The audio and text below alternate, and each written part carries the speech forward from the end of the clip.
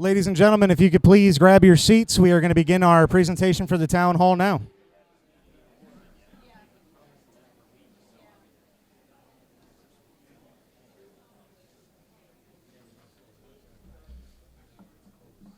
sorry you guys have the ugliest guy to look at right here, so I'm sorry.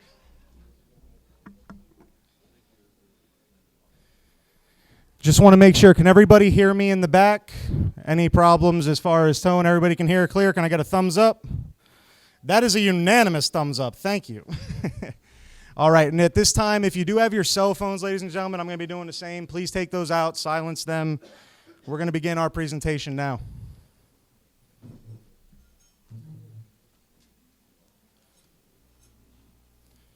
First and foremost, I would like to thank our Governor Tom Wolf for this great pre-literature that we had prior to the presentation. For those of you that can't see it in the back, this reads, public education, but it comes at the cost of the taxes and the possibility of losing a home for some. And with that, I would like to officially welcome you to the Senate Bill 76 School Property Tax Elimination Town Hall of 2019. Please give yourselves a round of applause.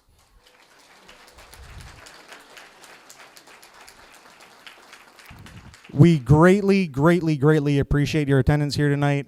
I also want to give a big thank you to Stout Associates Realtors for hosting us here tonight. If you could give them a round of applause.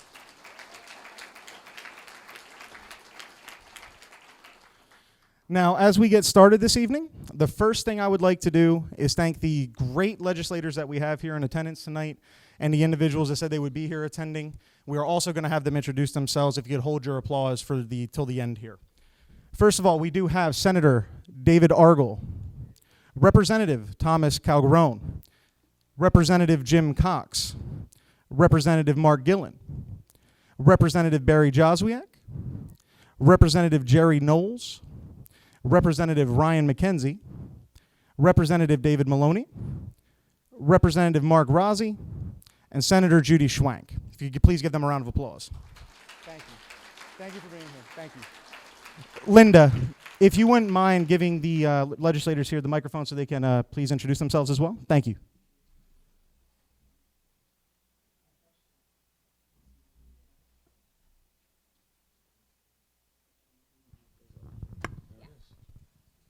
Got action. Good evening, everybody. Thanks for coming out, especially with this ugly evening. My name is David Maloney. I represent the 130th District, which is basically southeast Berks County. Thank you.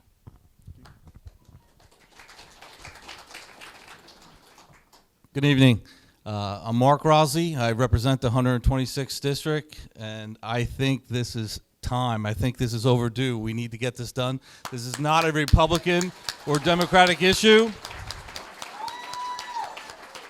The only way this is gonna get done is if we work together and get our governor to sign this.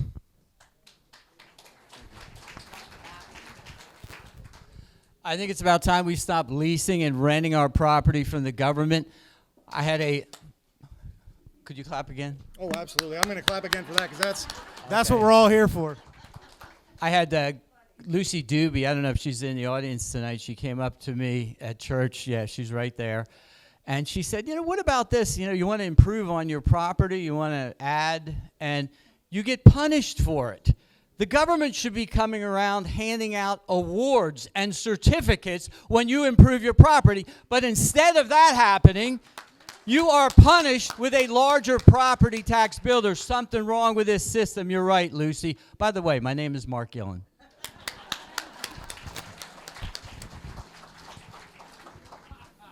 Good evening, everyone. I'm State Senator Judy Schwank. I represent the 11th District here in the Commonwealth, which I like to call the heart of Berks County, and also ground zero when it comes to the issue of property tax elimination.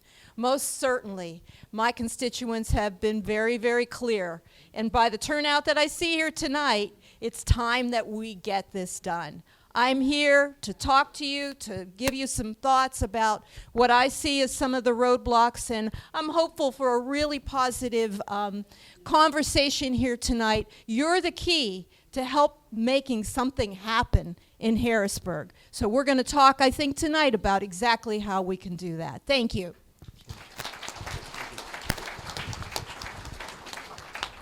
Good evening. It's a very, very great turnout here on an issue that we've been fighting for years. I'm State Rep Tom Calagerone. I represent the City of Reading and the Borough of Kenhurst. Let me just remind you, and many of you will remember this, especially this guy down here. I was on board with this with Sam Rohr way back when. I was a co-sponsor. I spoke on it on the floor. And of course, we went down in defeat at that time. Not to give up. We did it again with Jimmy Cox, and I'm on board with his bill. And of course, time will tell if we have the 102 and the 26. That's what it's going to take. But let us not give up. Let us all continue the fight. God bless you all, and let's get down to the business tonight. Thank you. Thank you. My name's Bill Royer, and I represent Ryan McKenzie of the 134th. He's very concerned about this issue, and he asked me to bring what your thoughts were back to him so that he can take action on them. My name's Dave Orgel, a state senator in the 29th, which is a good chunk of Berks and Schuylkill counties. And my life has never been the same since my meeting with David Baldinger and Jim Cox when they asked me to introduce Senate Bill 76 for the first time in the Senate. And despite all of the scars and all of the terrible things that I've been called, I've never regretted it a moment.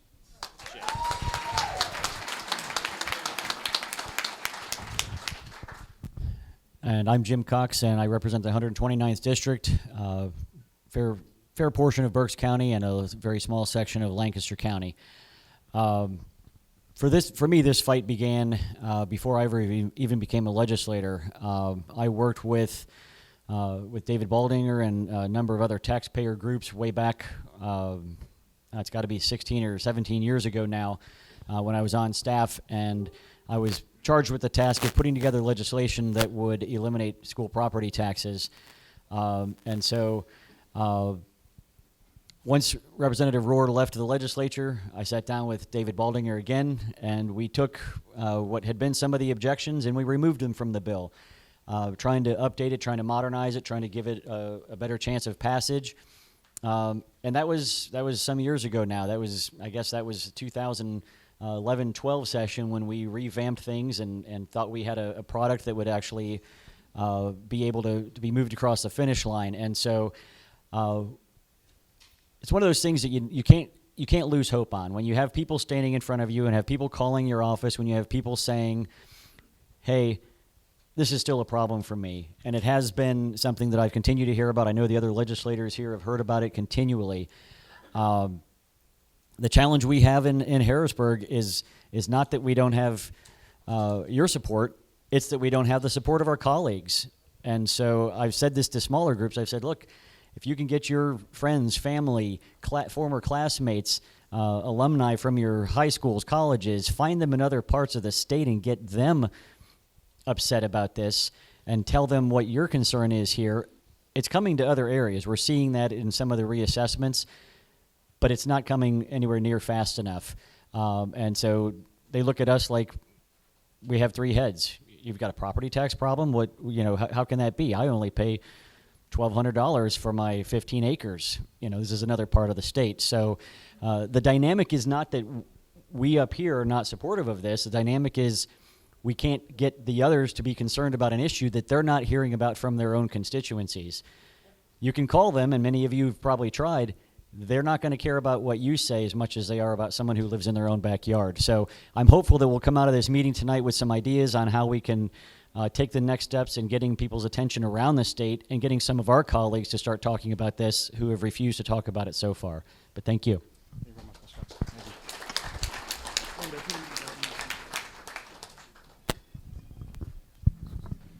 Legislators, thank you so much for being here. Thank you so much for taking the time. Now, very big thank you is going to go to everybody that is going to be in attendance here today.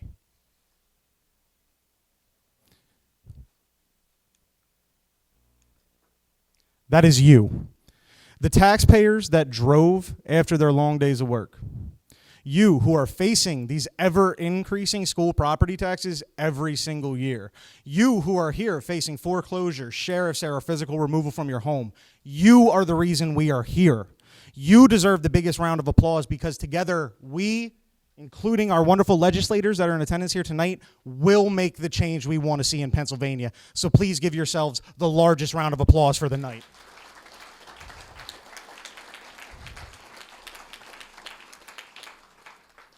Now, if we could please go back to the presentation.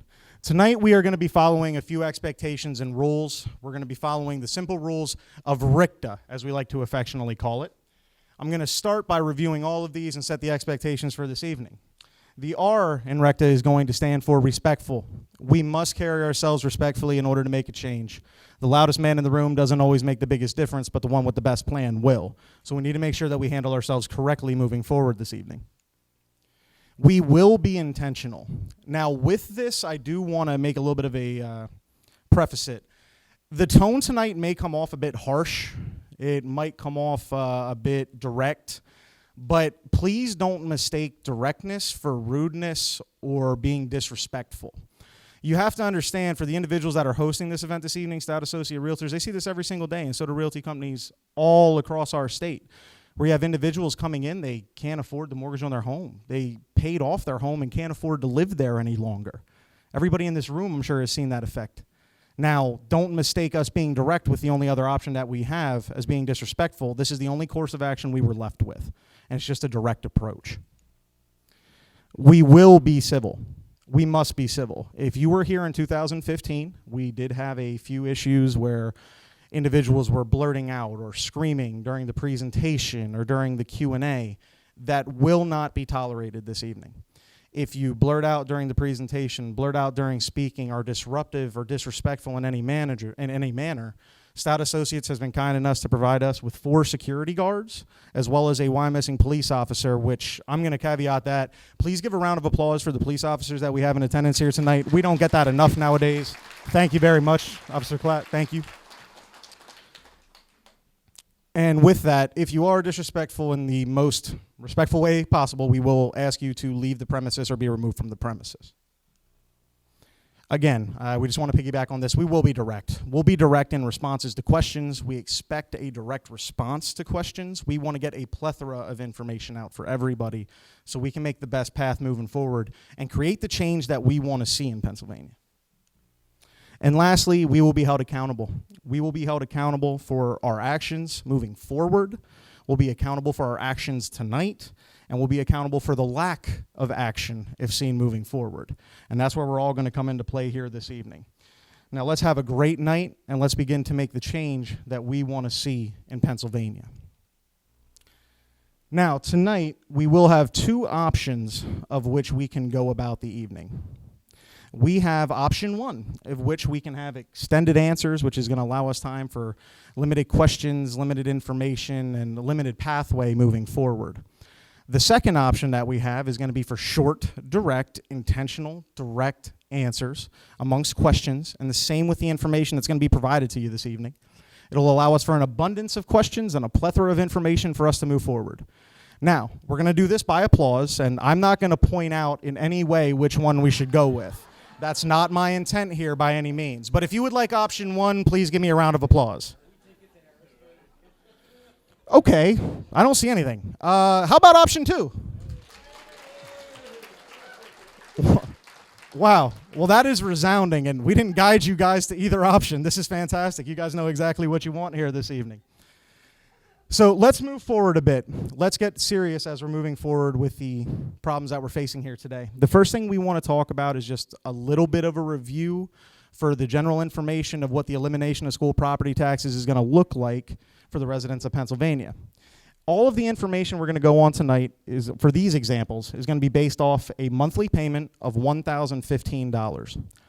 In our current structure, a $150,000 home at an average 4% tax rate, in addition to $250 a month for your school taxes. In addition, $50 a month for your homeowner's insurance. Nobody wants to have a flood hit and you can't get your house back. It's like somebody taking your house, kind of. That's going to allow you with a $1,015 payment monthly for your home.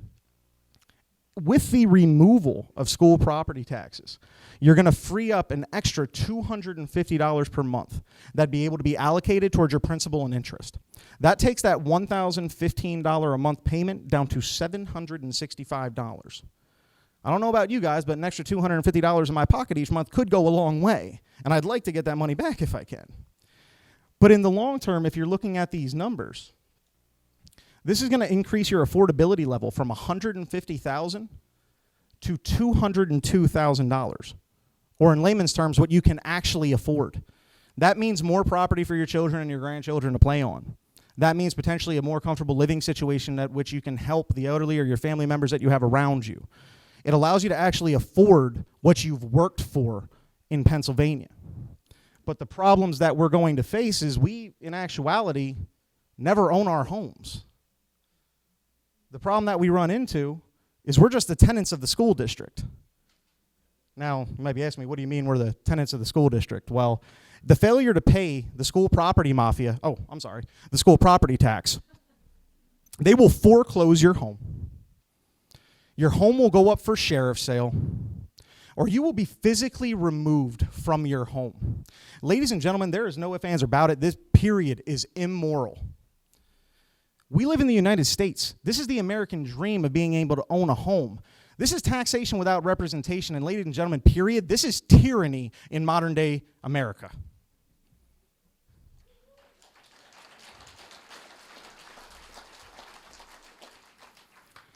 Now, tonight I'd like to highlight the three main problems that we're going to be facing in our continued battle for the elimination of school property taxes. And one thing I do want to highlight, these incredible legislators that we have here in attendance, we think we have an uphill battle. They have the same uphill battle.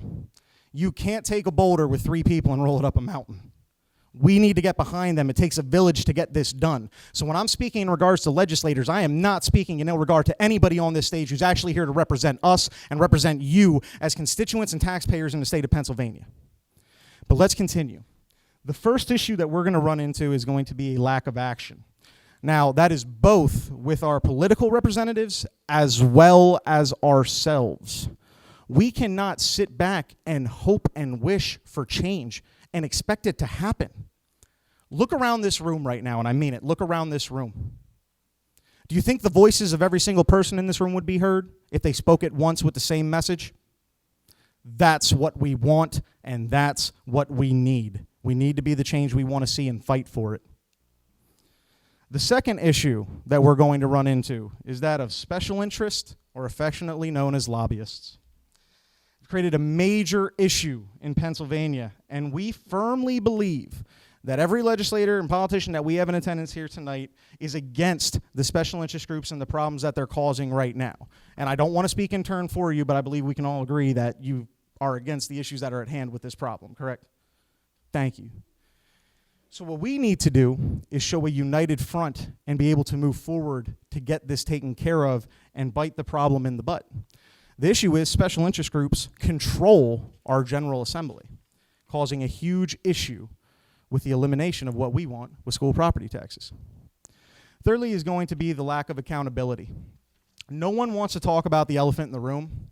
And again, we are not speaking on any representative that's going to be in attendance here tonight or in this room with us right now. But by the end of this presentation, you are going to see exactly why you do not have representation right now.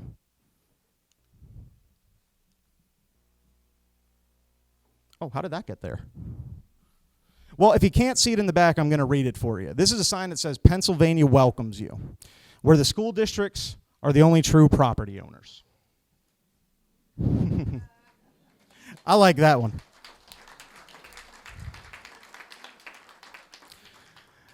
Now, Ron Boltz recently spoke in a political gathering in regards to school property tax elimination and SB 76 on behalf of everybody in this room. Now, he wasn't able to be in attendance here with us tonight, but we felt that his message was very direct and he got it through abundantly clear. So I'd like to take a brief moment, and if you could please pay attention to the screens here, I'm going to play the brief message that was presented by Mr. Ron Boltz. Thank you. Hello, my name is Ron Boltz. The majority of Pennsylvania citizens have been speaking for well over a decade, and their opinion on the school property tax couldn't be more clear. They want it eliminated, not temporarily reduced, not temporarily frozen, but eliminated. The proof of this continues to pile up. The Pennsylvania Liberty Alliance recently delivered over 30,000 petitions to Governor Wolf signed by Pennsylvania homeowners who wish to see the complete elimination of the school property tax.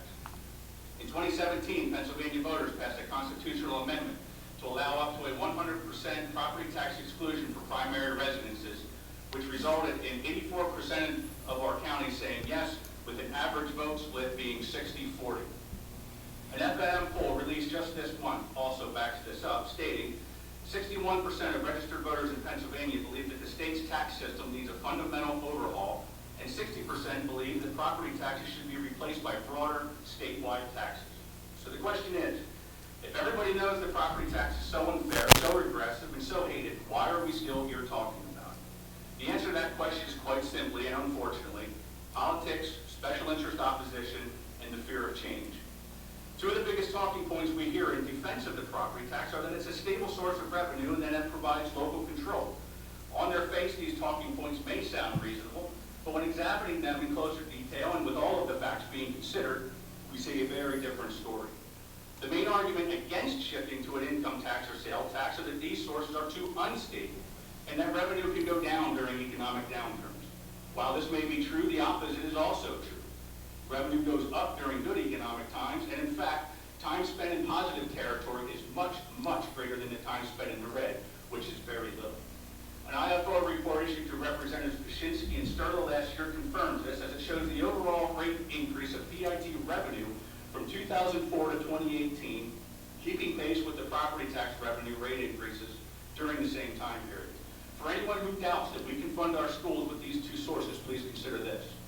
The personal income tax rate has been raised only one time over the past 27 years, and the sales tax has remained the same since 1968. Yet our state budgets have grown dramatically over that time period. As for the single PIT increase that we've seen over the last 27 years, it was a relatively small 0.12 percentage points. Compare that to the property tax rate increases that we have seen over the past 3 decades, and it becomes a very difficult argument indeed to say that the PIT and the SUT are not stable enough to fund our schools. If these sources can fund our state and taxpayers must live with economic realities, why then do some say that the institutions that educate our children do not have the ability to manage their budgets the same way?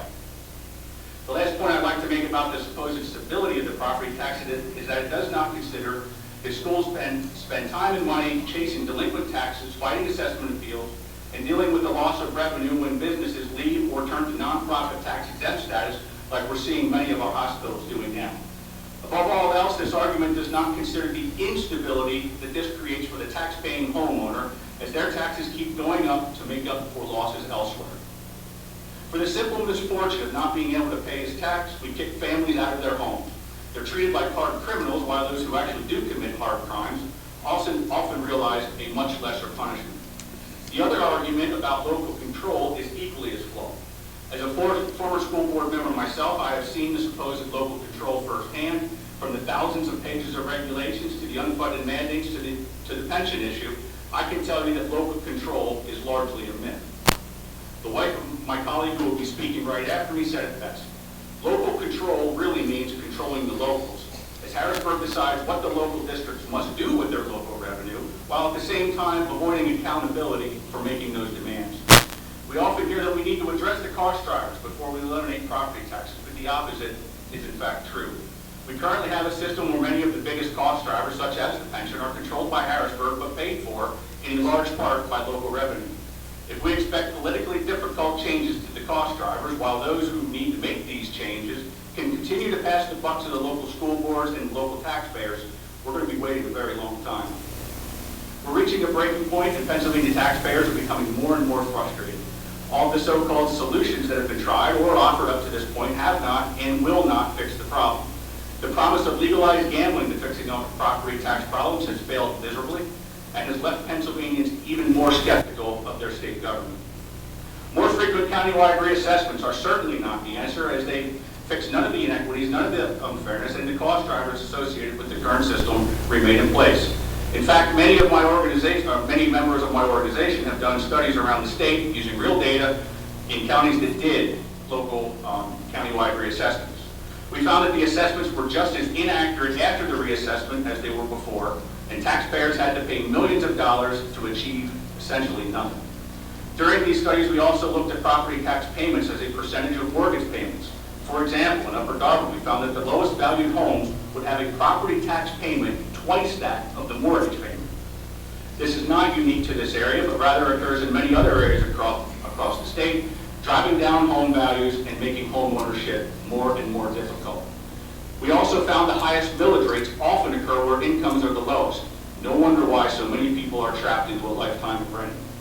Simply increasing the state's share of public education funding is not the answer either. We often hear that the state contributes less as a percentage than other states, and some legislators point to increasing the state's share while not eliminating the property tax as the solution. It is not. Historically, the state has increased funding almost every year, but yet the property tax always continued to climb at a higher rate. The high rate of property tax increases is one reason why the state's share appears low by comparison, but according to 2016 census data, Pennsylvania is ranked 7th in overall per pupil spending. The bottom line is that total and permanent elimination is the only answer.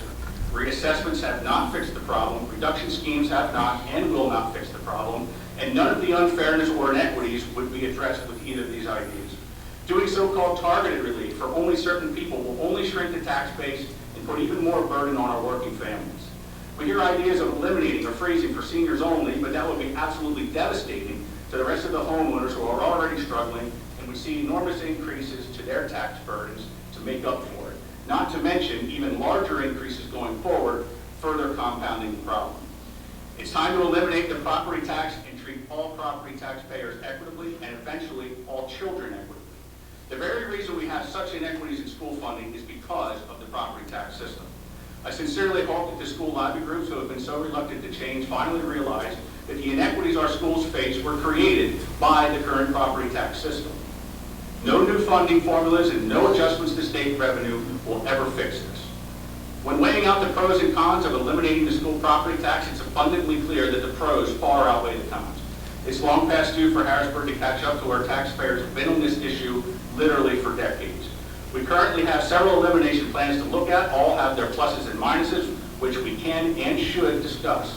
But while we compare different ideas to each other, let's be sure we also compare each idea to the status quo, which is irreparably broken. I'd like to thank Senator Kristen Phillips Hill for hosting this workshop in her district, and thank you to all the legislators who continue to push this rock up the hill. Thank you.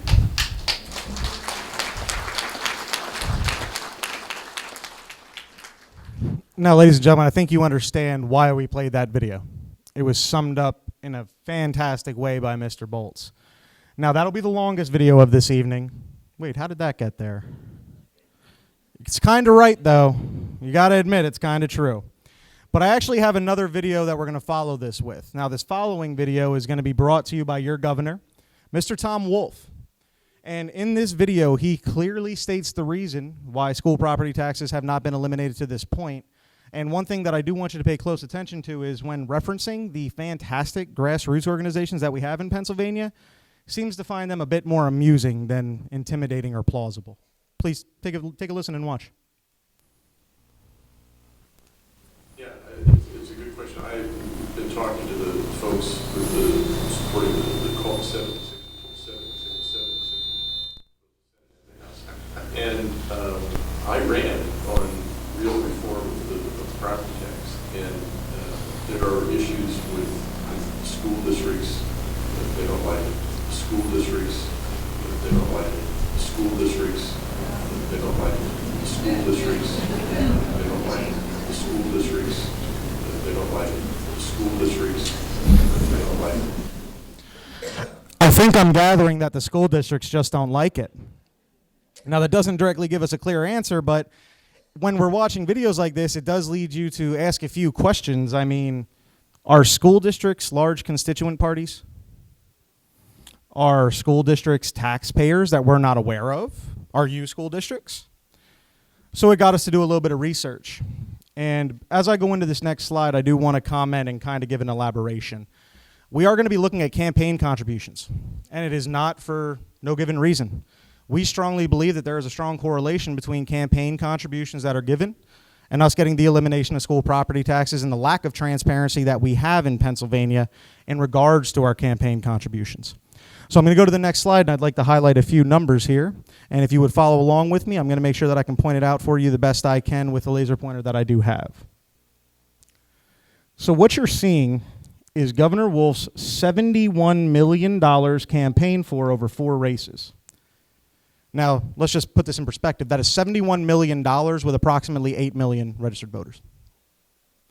This large number that you see here, this big blue box represents $20 million. That is going to be coming directly from labor unions, including but not limited to teachers' unions.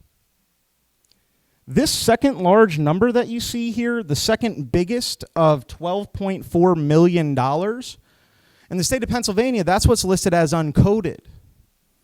Uncoded means you're not allowed to know. That's $12 million in the state of Pennsylvania given to your legislators that you're not allowed to know about. That's a lot of money.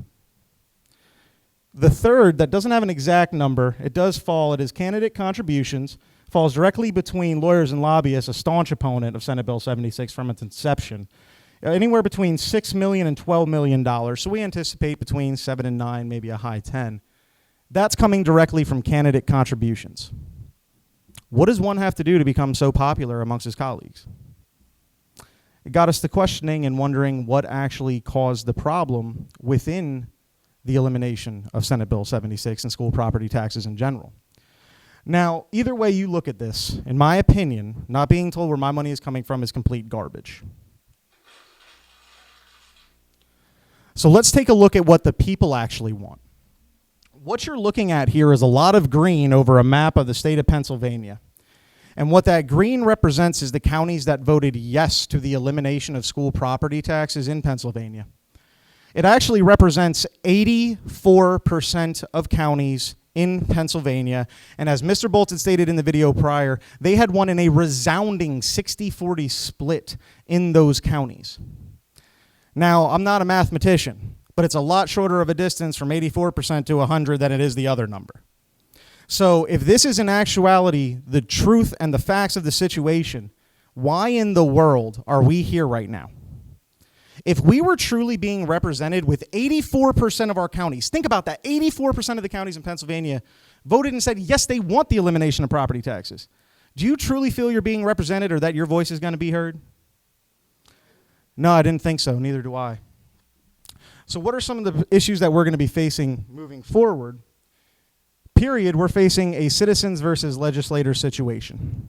Every year since our original meeting in 2015, the support amongst constituents and residents in Pennsylvania has increased. That means we've moved up in our demand and want for the elimination of school property taxes. But yet each year, we seem to lose more and more power, and the legislators that are fighting on our behalf are losing the ones that they need to actually get things passed for us. So how is it that the numbers for us go up and the numbers of support go down? In 2015, we had 27 legislative co-sponsors on Senate Bill 76. Needed 25 to win. As of right now in 2019, we have 18 legislative co-sponsors. So if our demand is going up, why does our support continue to go down? What actually happened? Got me thinking a little bit. Is it just lobbying or a complete lack of representation? And I'm going to leave that up to you to decide. But we're going to continue to look in this a little deeper, and I would like to show a video to you presented by Senator Kim Ward. Now, in this video, she is very direct that we only want elimination, so I would love to show this video for you, and I have a little bit of literature to follow up for it, but please pay attention to the screen and listen closely and intently, please. His budget calls for enacting the severance tax, increasing and expanding sales taxes, and increasing the personal income tax with the promise of lower property taxes. Harrisburg doesn't control what happens with property taxes. Those are decided on by local governments and school boards, not the legislature or the governor. So no matter what you hear about severance taxes, income taxes, sales taxes, unless you hear the word eliminate when it comes to property taxes, it is not a good deal for your pocket. I think that was very clear.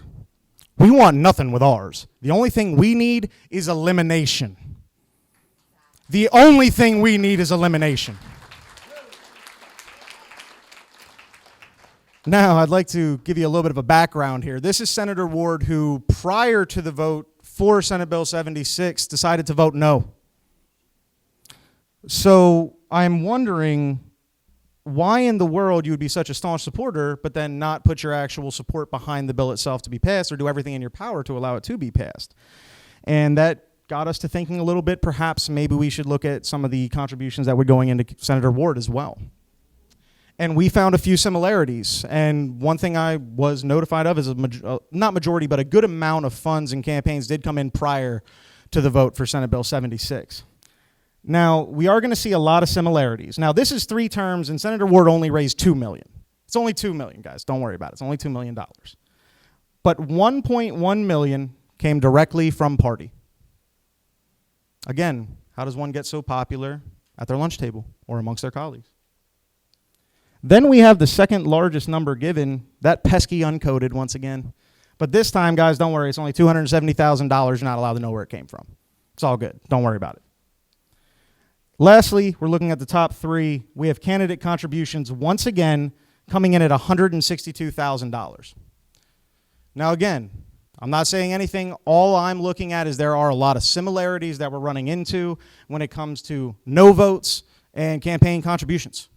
And it's just something that we could not turn a blind eye to. And moving forward with that, I want to piggyback with something that Mr. Rozzi has stated. This is not a red or blue issue. Not by any means. This is not red or blue. In fact, they want us divided on this topic. They would love to see us at each other's throats and fighting against each other rather than fighting towards a common goal that we all have. We all want elimination of school property taxes. That's why you spent your hard-earned money on gas money, got something to eat on the way here just so you could be here tonight. The only red and blue problem that we have is the red and blue is taking all of our green. And that's the color that I'm worried about right now.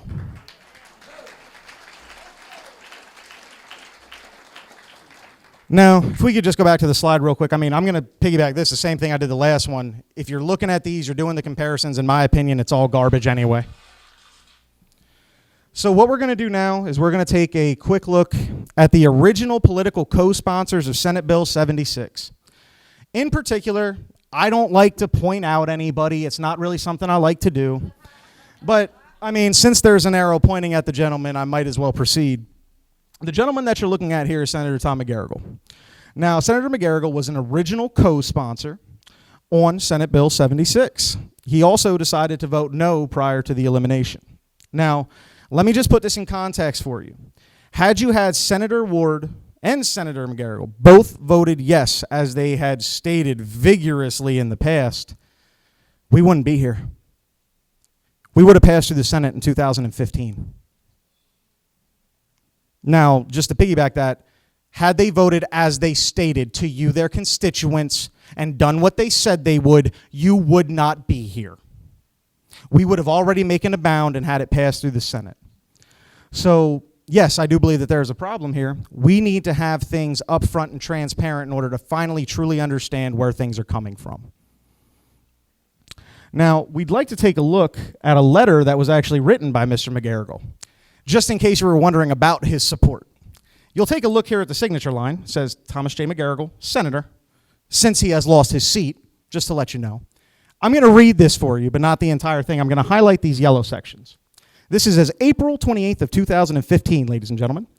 While the school property tax may have made sense when it was first enacted in the 1830s. Anybody here born in 1830? I didn't think so. I believe it's time to shift to a fairer way to fund our public schools. I am a co-sponsor of the Property Tax Independence Act, legislation that would eliminate property taxes. Eliminate property taxes, ladies and gentlemen. And piggybacks that by saying the new revenue sources would replace dollar for dollar the revenues lost by school property tax elimination. Sound like he's for it? Why vote no? Do you feel lied to? I don't blame you. So we figured, let's take a look at his contributions. See if we can find any other similarities. Now, This right here, he raised a total of $5 million. And you'll see this is former State Senator McGarrigle. You will notice, number one, once again, we see a resounding $1.8 million coming directly from party. Seems the more no votes you get, the more money you get. Followed by, once again, $1.2 million in candidate contributions. Don't worry, guys, it was only $1.2 million on this one.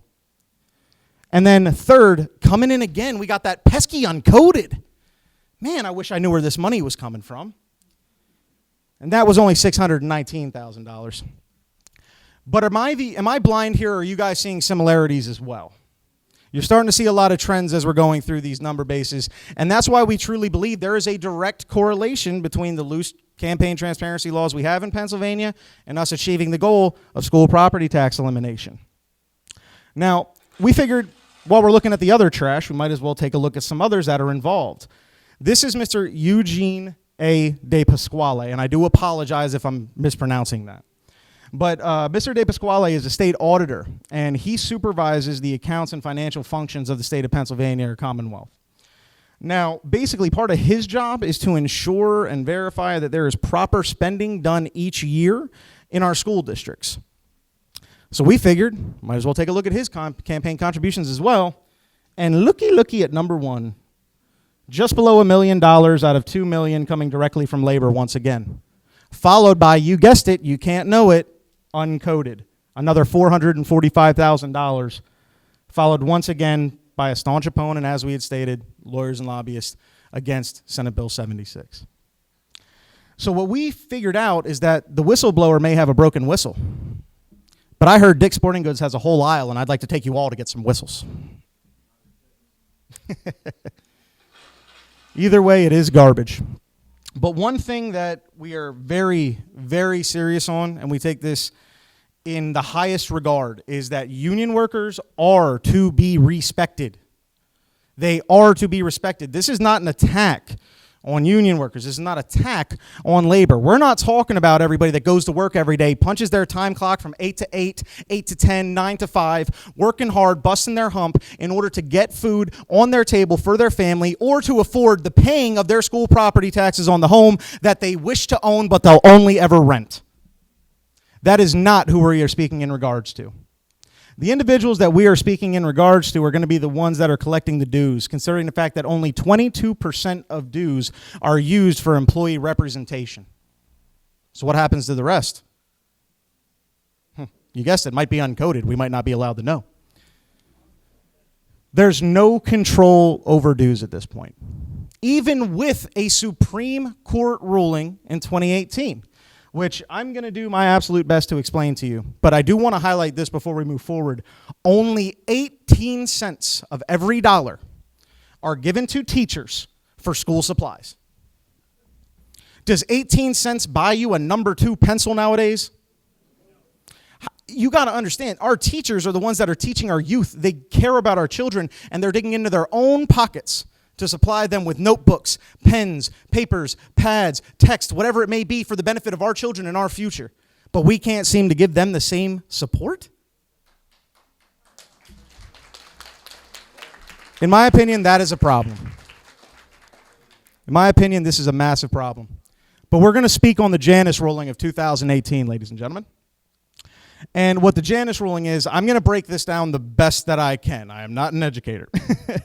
But public employees, due to a Supreme Court ruling of 2018 regarding their union dues, they are not required to pay their dues for any collective bargaining agreements. Those dues, also, they do not have to pay in order to have representation. Well, considering the fact only 22% go to representation, are you really getting it in the long run? Absolutely not. But this all is going to boil down to one thing. Pennsylvania must become a right-to-work state. It's going to be the only way for us to truly have our voices heard. And what is causing that problem? We have muted political voices when it comes to the state of Pennsylvania at this point. Now, what you're looking at here, federal Commonwealth legislators made both union and corporate contributions directly to political campaigns illegal. Now, I'm going to say that one more time. The Commonwealth made both union and corporate contributions to political campaigns illegal.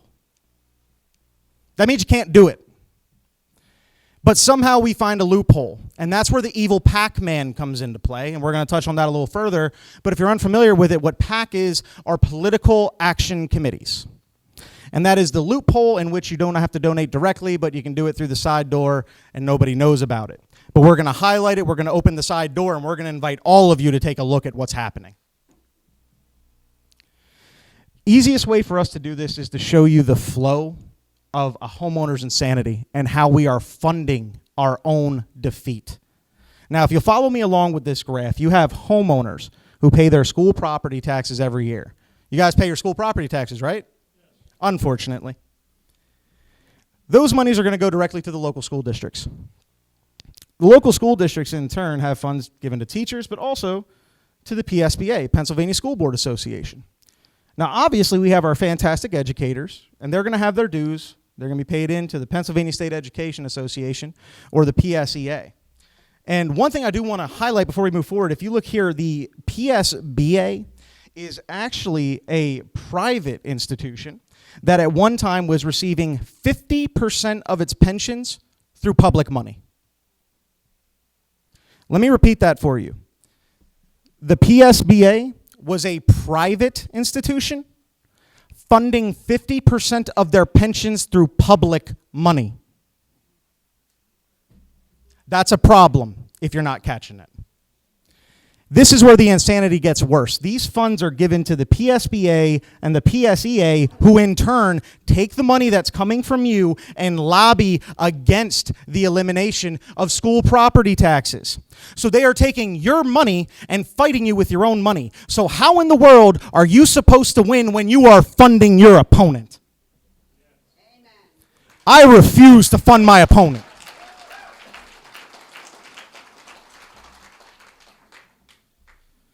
We're going to continue to move forward, and I do apologize for getting a little upset and a little happy here, but I feel like we're on the brink of making a great change. And if you don't have the emotion in this, then I don't know if you're alive, because this is affecting everybody in this room.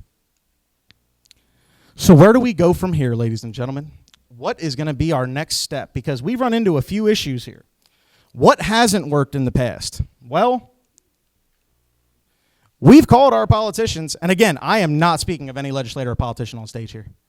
These are the ones that are fighting for us. They're already behind the boulder. They're already getting crushed by it. They need the help of those around them and us to make this work. I am not speaking ill of anyone on this stage. These are the individuals we need representing us. Canvassing areas, driving 3 hours away, standing in front of voting areas, meeting with constituents and other residents of Pennsylvania, spending gas money has been completely ineffective. 84% of counties in Pennsylvania supporting and voting yes for the elimination of school property taxes is ineffective.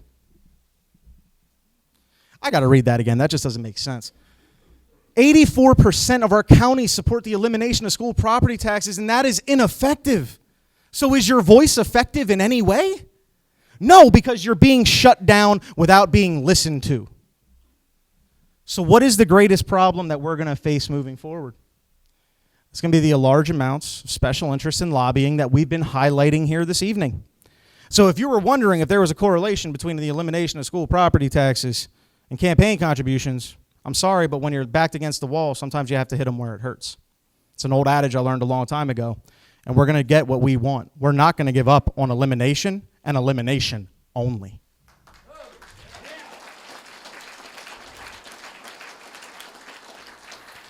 Now, we spoke a little ill of Governor Wolf earlier, but he had a fantastic idea, and we are 100% behind this one. So I would like to read this here for you. What this says is Governor Tom Wolf throws support behind Pennsylvania elections reform package, ladies and gentlemen.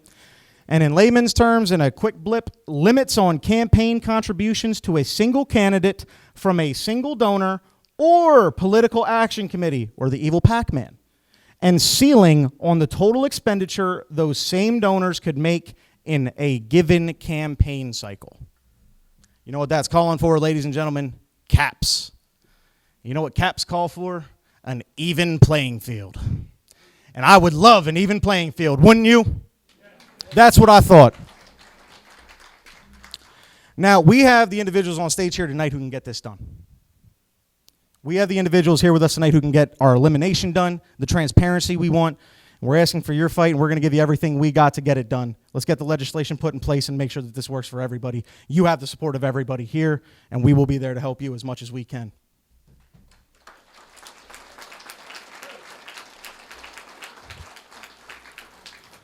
Now, we've gone over a lot tonight. There's a plethora of information. We need to start talking about what our path of action is going to be. But there's a couple things we don't want in regards to this. We don't want any R words. Not a single one. We don't want any rebates. Nah. We don't want any reductions. No. We don't want relief. No rewritten bills. No R's, only E's. No rebates, no reductions, no relief, no rewritten bills. The only thing we want is elimination.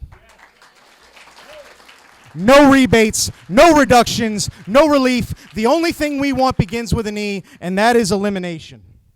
Now, one thing I do want to bring up as well while we're at this point is Representative Jim Cox currently has HB 76 in the House right now, and he has control over that. I'd like to give you a little bit of time this evening then to speak on where we're at with that. If you'd like to come up and speak a little later on, that's not a problem. But we need to throw our support behind him as well for the House. And what we're going to be doing moving forward is through the Facebook pages and the social media elements that we'll be discussing at the end, we are going to be touching base with all of our legislators and giving updates every 2 weeks on where we're at with our path of action. You want information, we want transparency, we're going to get it. And they are going to fight for us on our behalf, and we're going to stay with them foot by foot and step by step, ladies and gentlemen. But ultimately, what is our path of action, ladies and gentlemen? And what are going to be our steps moving forward to get the elimination of school property taxes? Number one, the first thing we're going to point out is going to be a maximum cap on all campaign contributions. And it doesn't matter whether it's governors, senators, reps. We need caps. I'm sorry, but $71 million with 8 million voters is just a little insane to me. Do you really need $71 million if the people believe in you and you're the best bet? No. You can do it by your transparency on all campaign contributions over $35. If it is $35.01, it has a name attached to it and where it came from. Ladies and gentlemen, you know what I want to do? I want to code the uncoded, and I want to peek behind the curtain. We want no campaigning during session. In fact, we paid you to be elected for your terms. And again, I am not speaking of anybody on this stage whatsoever. But you should be working during those years. Instead, you're campaigning to save your seat at the lunch table. Obviously, no one in attendance here tonight is doing that. They're here fighting on our behalf. Extremely low campaign donations and limits for PACs or political action committees, a.k.a. their loophole or backdoor. Mr. Baldinger, thank you. Thank you. Look, period. We already know it's illegal to directly contribute. What we need to do is pass a mandate with tremendously low numbers. We're thinking $500. Sound good? $500, you're capped there. You want to create an even playing field? That's how we're going to do it. Spread the word, ladies and gentlemen. That's you. That's everybody in this room. We need to spread the word. Get involved with your grassroots organizations. Go to the PTCC or Pennsylvania Taxpayer Cyber Coalition Facebook page. Go to the Pennsylvania Campaign Transparency Facebook page. Like them. Stay in communication with them. Make sure your voice is heard. We must be a united front. 4 voices out of 4 million won't make a difference, but 4 million making a whisper will.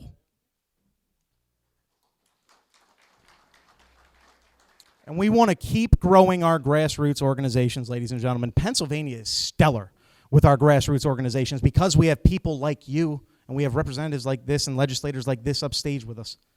We need to take advantage of our grassroots organizations and the leaders that fight for us on a daily basis with no reward.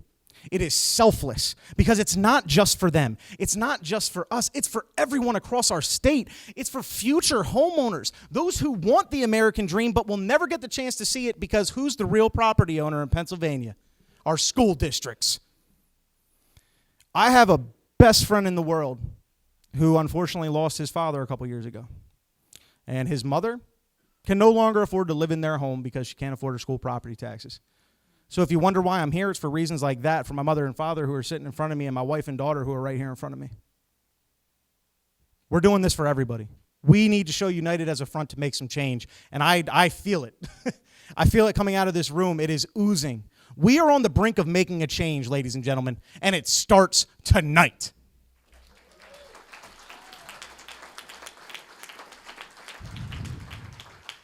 You know why it starts tonight? We won't ever give up. We will not give up. My phone doesn't die till it's at 1% and I got a charger and I can keep making calls. I'm a salesman. I talk all day.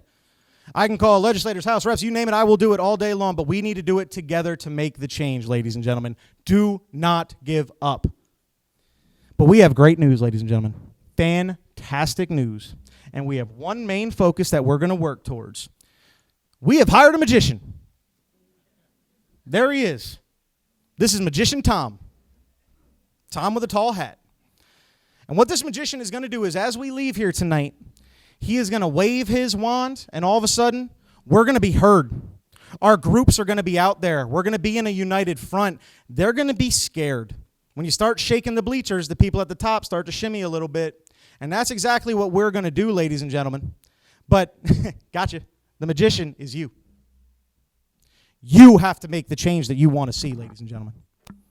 We have to stand together. Again, like the Facebook pages, stay involved, call your legislators, do your part. We can't do it alone.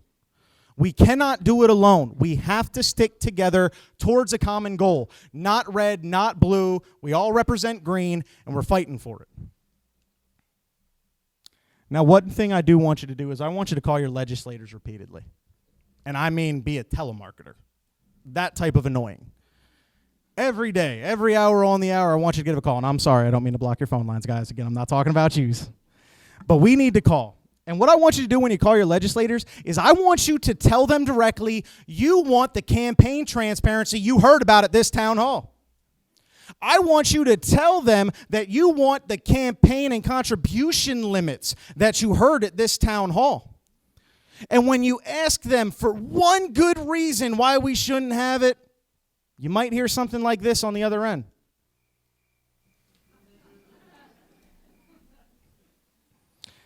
Crickets, ladies and gentlemen, crickets. This is how we win.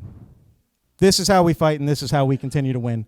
We want to insist on the major campaign finance reform and the PAC contribution limits, ladies and gentlemen. You need to join the Campaign Transparency in Pennsylvania Facebook page. Join the Pennsylvania Taxpayer Cyber Coalition Facebook page. Nowadays, social media is an amazing way to stay in touch with one another and also show a united front. We had 200 million people saying they're going to raid Area 51. I'm looking for 8 million people to say we don't want school property taxes. Stand for what you believe in. We will update these pages every 2 weeks with check-ins on where we're at. If you want information, you want to watch this again tonight after it, you can go to these pages, you can find it, and you can continue your support. But we must show a united front. And here's a little surprise. We will be monitoring the pages. And if the numbers go up, we're going on tour. We are going to go all over Pennsylvania. We are going to go to every county with the same thing that you're seeing here tonight and make them believe and make them see that we won't give up until we achieve school property tax elimination. But again,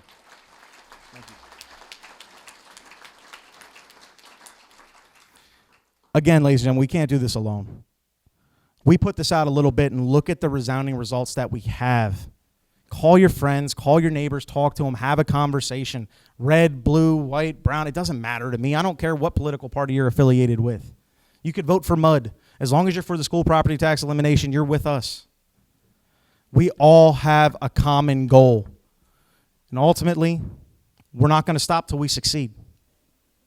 Ladies and gentlemen, in closing, absolutely no tax should ever leave you homeless. School, property taxes, public schools aren't funded through the loss of a home. And if you truly believe in that, I think we need to take a vote and look at where your morals lie as opposed to where you need to be in the House or the Senate. This is for everyone. This is for all. We have to stand together, ladies and gentlemen. We don't want R's, only E's. Elimination is the way to be. Thank you, ladies and gentlemen. Thank you.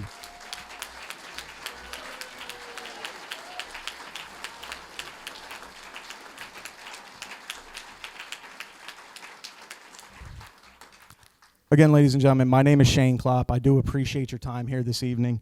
And I do apologize if I come off a bit loud at times or I get a little energetic. But this is something that I truly believe in. And this is something that I don't just want, but we will get through. And I know I can do it with everybody in this room.